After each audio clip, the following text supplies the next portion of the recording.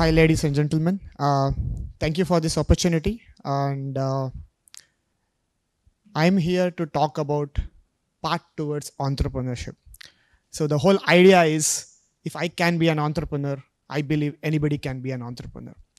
And we'll not talk about entrepreneurship in general, but we will talk about the path. And it's not going to be about someone's path. It's about my life, my experiences, and the stories around this. I think this is very interesting, right? So when I look at these pictures, and I don't have any more slides, this is it. What I'm talking about is journey of these characters through the journey of my life. It's a parallel story that I'm going to tell you. And I hope and believe that after this, I would like to see, or there are more budding entrepreneurs who would want to take up entrepreneurship. It drives the economy, right? That's what it has been through the history. We have given it different marketing and branding acronyms, but end of the day, we need to strive towards an entrepreneurship driven economy.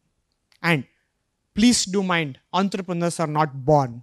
There is no DNA that makes you an entrepreneur. You are made through the process of what you do in your life.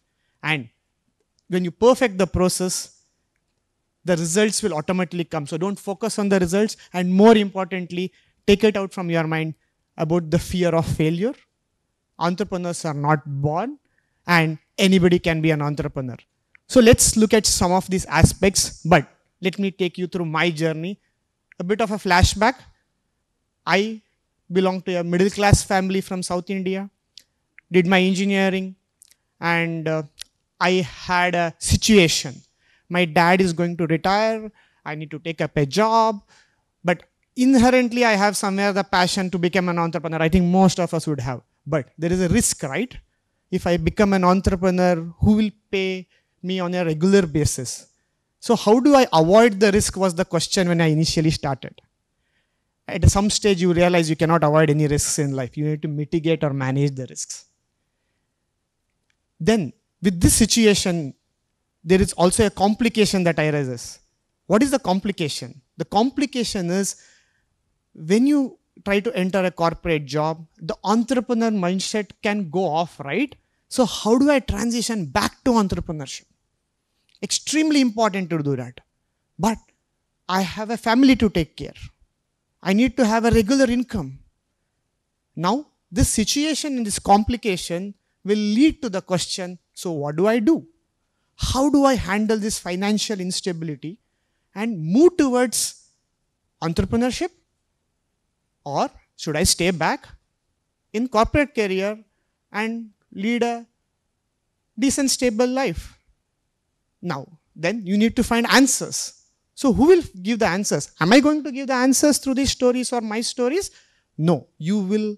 This is a part for you to start thinking on in terms of how you could choose your own path. There is no right time. It's the time when you decide what is the time that you want to take the plunge.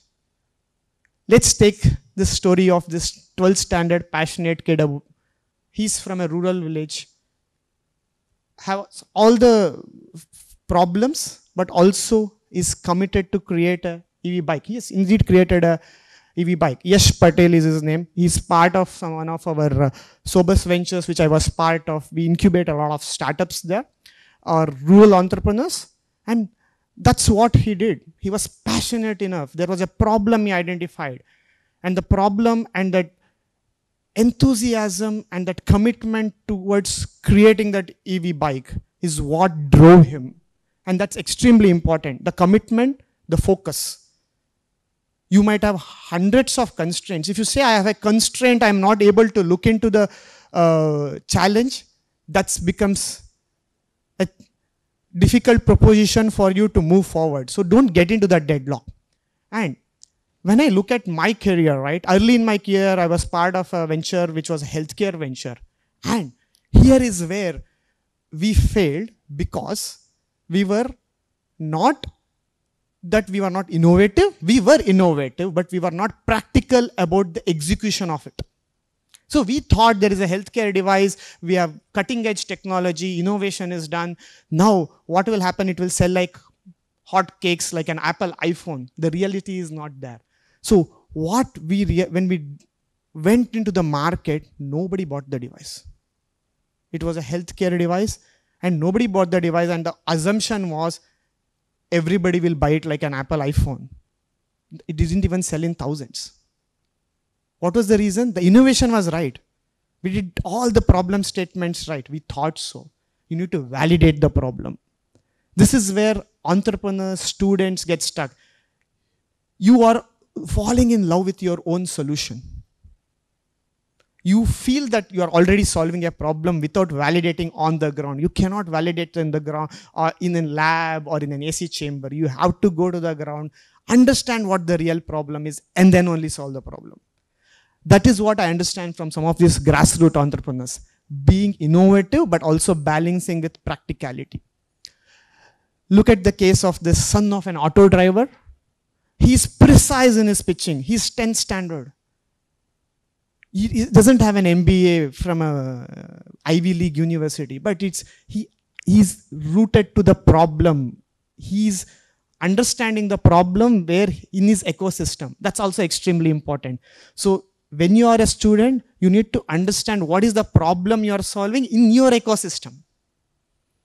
Don't go too far away outside of your ecosystem. Look at the easy available problems that you can solve there. And then what will happen? You understand the problem better. You will try to figure out a solution for the problem. I'm still with the problem here. I'm not come to the customer set. That's exactly what a 10th standard kid can teach you. This is a rural place called Shirpur. Now, what I'm trying to say is there is a knowledge that you have as part of your personality, and you need to understand that you need to take this and build on to the next. Identifying the problem, validating the thesis. That's exactly what is important. And in this case of IoT energy, we failed there.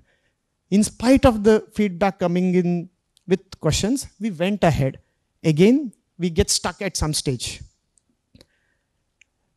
Let me take a break from these two kinds of a story and take you through a journey of my car wash person who comes every week to my home, cleans my car. I pay him per month 750 rupees, Indian rupees. Then he washes around 15 to 20 cars a day. He covers around 800 cars in 3 localities in my area. This person competes with the car spa, who is venture funded in a mall. He has a venture capital investment, and that person is scaling. These are 2 different kinds of entrepreneurs, understand. Here he is doing for a living, 750 rupees. If he washes a bit of a higher end car, he gets 1000 rupees. He has a packages. He's an uneducated person. He's making his son study engineering. Probably his son might open the next car spa. That's a different story. But here is an entrepreneur who is basing his entrepreneurship for his livelihood. That's a different category of entrepreneurs. But the fundamentals and the process still remains the same. He has identified a problem. He's competing with a car spa. He has priced his portfolio or the product, which is car washing, at a very competitive cost, where a car spa would charge 800 per wash. He's charging per month. Again, because he's practical about what he is solving, he understands the value, and he's very good at negotiations also. He's very clear about when there is 5 weeks, he charges more. When there is 4 weeks in a month, he charges less. Again, I'm talking about an uneducated person. You don't need an Ivy League MBA to be an entrepreneur. Again, one more notion crossed, right? See, what does this tell us is, we need to be looking at mindset. The mindset of how I can enable myself by taking care of the risks. Take the case of, she is a traditional home entrepreneur woman. She gets saris from across India and started selling it locally in her community. Then what happened? She expanded it. Now she is getting into the ONDC platform. What she did do right? She understood in her village or her community, there is people or customers who will buy different kinds of saris from across the country. So she was good enough, and she is a village person. She was good enough to get to the network. If you want, you will get it. Don't complain. That's one thing I would tell people. Don't complain. I don't have this. That person has this. If you really want to do it, you will do it. So this lady did that. Now she is going scale. That's what inspires us or should inspire us, right? There is one person who creates a EV bike, understanding the local problems. There's this lady who understands the customer segment. And this is another fascinating story. He's a self-taught ethical hacker from a farming family. He dreams to create a cyber park. Even the local police takes his help. You do not be privileged to be an ethical hacker. Another notion dismissed. These are different categories of people who have different problems but still are able to do it. There's one more lady called Suvarna Yalvar. Family comes from a sugarcane farming. She has created juice business, organic juice business out of it. Now, then comes the question of where is the funding, right? Someone has to fund my topic. There's one more lady who's created a masala business. She couldn't get funding. You know what? She figured out a method. She looked at the local self-help loan. She took a loan. If you don't get equity funding, she gets into a loan business. This thing. You have to figure out your way. There will be 100 no's before someone tells a yes. So, as a student, as anyone in the society, we need to look at opportunities around us. And talking about opportunities, I know a case where there is a lady who started looking at organic tea farming, and because she was seeing, she's part of a tea plantation family, she didn't get lost in the beauty of the tea plantation. She saw an opportunity in that. So it's not necessarily when you have problems you find an opportunity. You can find an opportunity even everything is going well. So please understand there are different scenarios and cases where you can look at problems and opportunities. It's up to you. Tomorrow see, if you ask me personally, I could have become a full-time entrepreneur 5 years back, but I had a process. And that process, when you follow and when you have the attitude, it doesn't matter whether you started 5 years back or 5 years later. Always follow the process. Your talent can take you only to an extent. Beyond that, the attitude towards the opportunity is what matters. Friends, please understand, entrepreneurship is important not just for you and me, but for employment generation. Corporates can only do to an extent. The amount of experimentation startups can do is unbelievable, and you go with the spirit of nothing is impossible. It builds your personality, both personally and also when you look at people around you. Create an ecosystem around you. A topper in the class, can he help the not so good person who is an average student to bring him up to the speed? That's also a quality that an entrepreneur needs, because he has to take the team along. It's not about I win the race, it's about we win the race. And can you stand last as an entrepreneur to see your team win? And that spirit cannot come from studying a course. You need to live a life where you get inspired by these stories, learn, not just get inspired.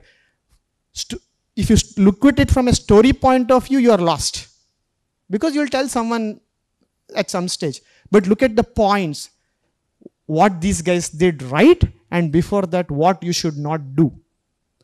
Don't worry about the risks. There is a risk. Even if you walk on the road is also a risk. So you should always know how to mitigate the risk. And the ability to mitigate the risks is what defines you as a person and what defines entrepreneurship. Look at the way the society has come forward.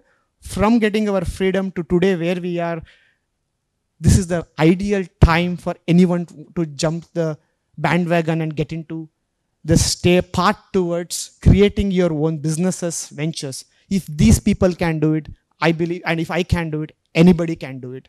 So, friends, I believe I have inspired someone here to become an entrepreneur who could generate jobs in the market. And I would like to end it with just one statement. You would not want to come to a state at a later stage in your life where you feel that I missed these opportunities. So never miss an opportunity to become an entrepreneur. Thank you.